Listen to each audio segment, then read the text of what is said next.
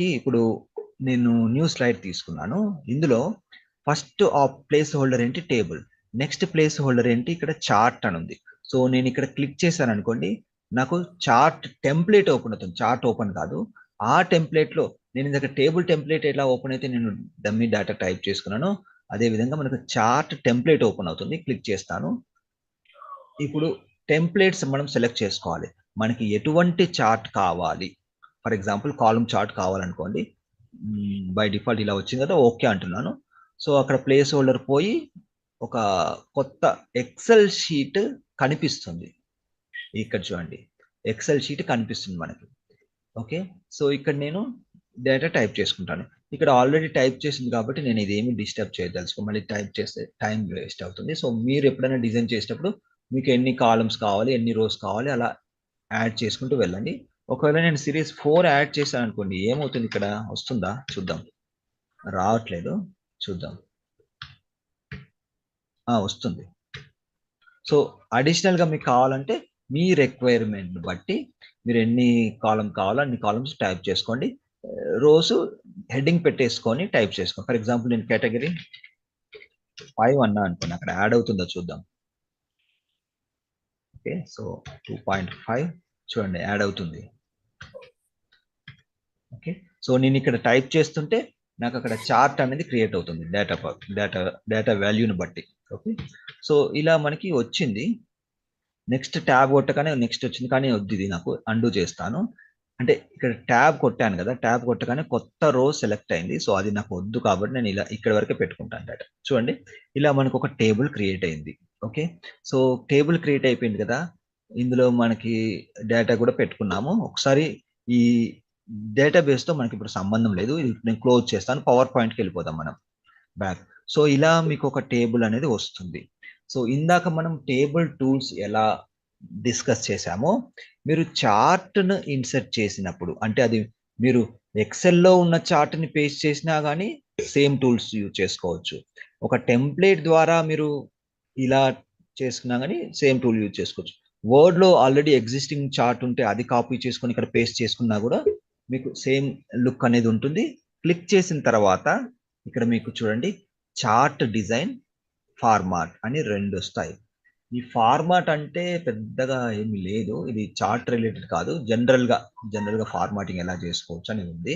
So మనకి chart design అనేది important. So chart design దాంట్లో ఏమేమి ఆప్షన్స్ ఉన్నాయి ఒకసారి మనం చూద్దాం 1 by 1. సో ఇక్కడ కూడా కొన్ని ఆప్షన్స్ ఉంటాయి, నేను చెప్తాను. మనకి ఇంకా 7 minutes టైం ఉంది. 7 minutesలో ఈ చార్ట్ టాపిక్ కవర్ చేయడానికి ట్రై చేస్తాను. ఇంకా కంటిన్యూ చేద్దాం తర్వాత, ఇంకా కొన్ని ఇంపార్టెంట్ థింగ్స్ ఉంటాయి చార్ట్ రిలేటెడ్. సో ఇక్కడ చూడండి, చార్ట్ డిజైన్లో మనకి యాడ్ చార్ట్ ఎలిమెంట్ అంటే ఇక్కడ చూడండి, ఇవన్నీ కూడా కొంచెం టెక్నికల్ టర్మ్, సో అడ్వాన్స్ లెవెల్లో ఉంటాయి. మీరు ప్రాక్టీస్ చేసేటప్పుడు యాడ్ చూసుకోండి. డేటా లేబుల్స్ అనేది చాలా ఇంపార్టెంట్ కాబట్టి ఇది ఒకటి నేను యాడ్ చేస్తాను.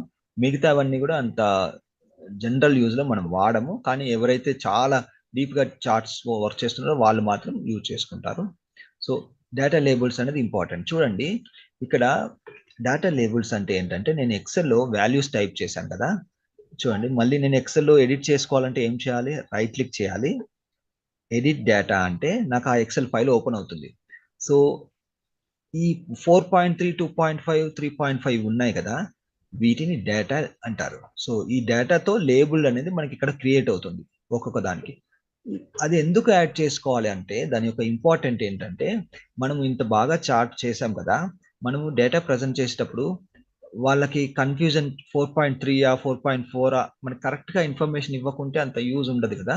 సో మనం కనుక ఆ వాల్యూ అనేది కరెక్ట్గా దీని మీదనే టైప్ చేసామనుకోండి, వాళ్ళు ఇక్కడ కంపేర్ చేసుకోవాల్సిన అవసరం ఉండదు ఎవరైతే చూస్తున్నారో.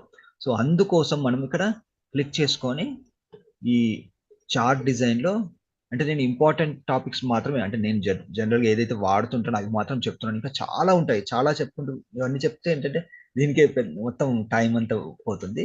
మీరు తర్వాత ప్రాక్టీస్ చేయండి. ఇది మాత్రం ఇంపార్టెంట్. డేటా లేబుల్ మీరు యాడ్ చేసుకోండి. ఎక్కడ యాడ్ చేసుకుంటారు?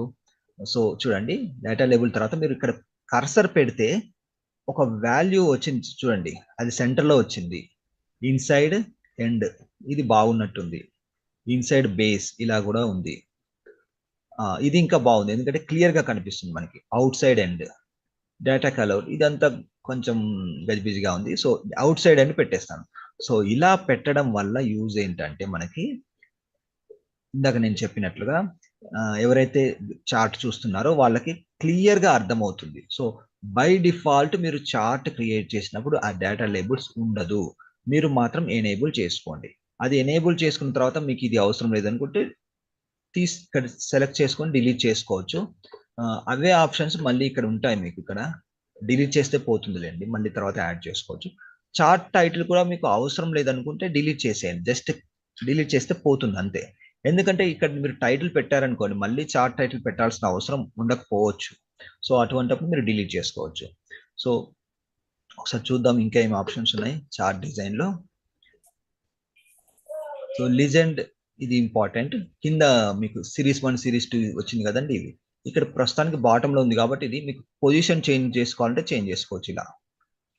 Right, top, left, bottom. Grid lines అంటే ఇక్కడ ఉంటాయి. ట్రెండ్ లైన్ అంటే చూడండి ఇలా వస్తుంది. ఈ టేబుల్‌కి అది సెట్ కావట్లేదు. మీరు ఓకే. అంటే ఏ కాలమ్‌కి బేస్ చేసుకొని ట్రెండ్ లైన్ సెలెక్ట్ చేసుకోవాలనేది అక్కడ సెలెక్ట్ చేస్తే వస్తుంది. సో అది కొద్దిగా అడ్వాన్స్ మీరు తర్వాత ట్రై చేయండి. ఇప్పుడు మనకి నెక్స్ట్ ఏం ఆప్షన్స్ ఉన్నాయి? ఓకే. ఇప్పుడు మనకి ఒక ఓకే. కంటిన్యూ చేద్దాంలెండి. క్విక్ లేఅవుట్స్‌లో మీరు ఇలా మూవ్ చేస్తున్నప్పుడు ఆ టేబుల్ యొక్క లుక్ అనేది మారుతుంది. మీకు ఏదైతే నచ్చిందో ఆ లేఅవుట్ మీరు పెట్టేసుకోండి. చూడండి. సో నాకు అంటే కొన్నిట్లో ఎక్కువ స్పేసింగ్ వస్తుంది. కొన్నిట్లో తక్కువ స్పేసింగ్ వస్తుంది. ఇది బానే ఉంది. ఇదే ఉంచుతాను. కలర్స్ చేంజ్ చేసుకోవాలనుకుంటే మీరు ఇక్కడ నుంచి చేంజ్ చేసుకోవచ్చు. ఒకసారి ఇక్కడ కలర్‌ఫుల్ ఉంది. ఇది కలర్‌ఫుల్. చూడండి కలర్స్ మారుతున్నాయి నేను ఇక్కడ మూవ్ చేసినప్పుడు. మోనోక్రోమిక్ అంటే సేమ్ కలర్‌లో వేరియేషన్స్ వస్తాయన్నట్టు ఇలా. సో మీకు ఇలా కావాలంటే ఇలా పెట్టేసుకోండి. ఓకే. ప్రస్తుతానికి నేను ఇది పెట్టేస్తాను. ఇక్కడ ఇంకా మంచి ఆప్షన్స్ ఉన్నాయండి. మంచి లుక్ వస్తుంది ఇక్కడ మీరు క్లిక్ చేసినట్లయితే చూడండి. ఒక్కొక్కటి క్లిక్ చేస్తూ చూడండి. ఆ డిజైన్ అనేది మారిపోతుంది చూడండి. మీకు ఇది కూడా బాగుంది. సో ఇలా ఇది ఇంకా కలర్ఫుల్‌గా తయారైపోయింది. అంటే గ్రేడియంట్ లాగా వచ్చింది. ఇది కంప్లీట్ డార్క్ బ్యాక్‌గ్రౌండ్‌లో తయారైపోయింది. అంటే ఈ స్టైల్ అనేది ఆటోమేటిక్‌గా చేంజ్ అయిపోతుంది. చూడండి ఇది కూడా ఒక మంచి డిఫరెంట్ లుక్ వచ్చేసింది. సో ఇలా మీకు ఏదైతే నచ్చిందో ఏ చార్ట్ టైటిల్ అయితే చార్ట్ స్టైల్ అయితే నచ్చిందో ఆ చార్ట్ స్టైల్ మీరు అప్లై చేసుకోండి. ఓకే. సో ప్రస్తుతానికి నేను ఓకే ఇది పెట్టేస్తాను. కొంచెం డిఫరెంట్ లుక్ ఉంది కదా! సో ఇలా మీరు అప్లై చేసుకోవచ్చు. నెక్స్ట్ మనకి చార్ట్ డిజైన్‌లో ఏం ఆప్షన్ ఉన్నాయి? స్విచ్ రో కాలమ్ దీనికి అంటే ఈ చార్ట్ టైప్‌కి ఇది పని చేయదు. మేబీ సింగిల్ కాలమ్, సింగిల్ రో ఉన్నప్పుడు పని చేసే అవకాశం ఉంటుంది. అది మీరు ట్రై చేయండి తర్వాత. సెలెక్ట్ డాటా కూడా ఇప్పుడు అంత ఆహ్, ఓకే. ఇదంతా ఎక్కువగా నేను వాడను. మీరేమైనా ఎక్స్‌పెరిమెంట్ చేస్తే మీరు చేయండి.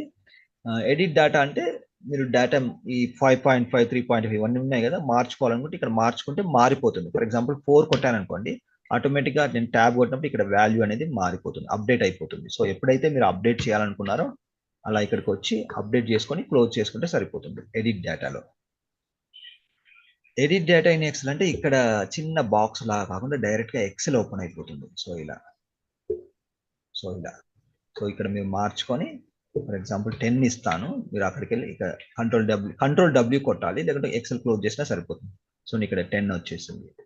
సో, ఎడిట్ డేటా మనం చూసాం. Change chart type. సో, మీరు ఇదంతా డిజైన్ చేసుకున్నారు. కానీ మీకిది ఈ చార్ట్ నచ్చలేదు. వేరే చార్ట్ కావాలంటే ఇక్కడ చేంజ్ చార్ట్ టైప్ నొక్కేసి మీకు ఏ చార్ట్ కావాలో ఆ చార్ట్ పెట్టేసుకోండి. ఇలా. ఫర్ ఎగ్జాంపుల్ ఇది బాగుందనుకోండి. ఓకే అనండి. సో, ఇలా మీకు డిఫరెంట్ చార్ట్ అనేది తయారవుతుంది. కంప్లీట్‌గా వేరే చార్ట్ టైప్ కూడా పెట్టుకోవచ్చు. కానీ డేటాని బట్టి మీరు డిజైన్ చూజ్ చేసుకోవాల్సి ఉంటుంది. ఆ డేటాకి ఏది సెట్ అవుతుంది అనేది. చాలా ఉంటాయి. రెగ్యులర్‌గా వాడేటి కాలమ్, బార్, పై ఇవి రెగ్యులర్‌గా వాడుతుంటారు.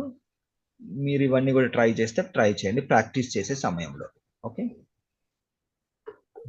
అంటే ఎక్సెల్‌లో మనము ఫోకస్ చేస్తున్నప్పుడు ఈ చార్ట్ గురించి కంప్లీట్ ఇన్ఫర్మేషన్ వస్తుంది. కాకపోతే మనకి డిజైనింగ్ లెవెల్‌లో ఇదంతా కూడా అంత ఇంపార్టెంట్ కాదు. ఎవరైతే బాగా ఈ మ్యాథమెటిక్స్, కాలిక్యులేషన్, అకౌంటింగ్ అవి చేసుకుంటారో వాళ్ళకి బాగా యూజ్ అవుతుంది. ఓకే. So, okay. అంతే అండి. చార్ట్ డిజైన్‌లో మనం అన్నీ కవర్ చేసుకున్నాము.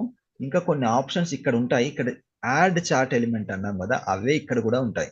మీకు ఏం కావాలి, యాక్సెస్ టైటిల్ అంటే కింద వస్తుంది చూడండి, లెఫ్ట్ సైడ్ వస్తుంది. చార్ట్ టైటిల్ అంటే ఇది ఇక్కడ వస్తూ పోతుంది. డేటా టేబుల్ అంటే ఇందాక మనం ఏదైతే టైప్ చేసామో అది ఒక టేబుల్ ఫార్మాట్ లో చార్ట్ కింద కనిపిస్తుంది.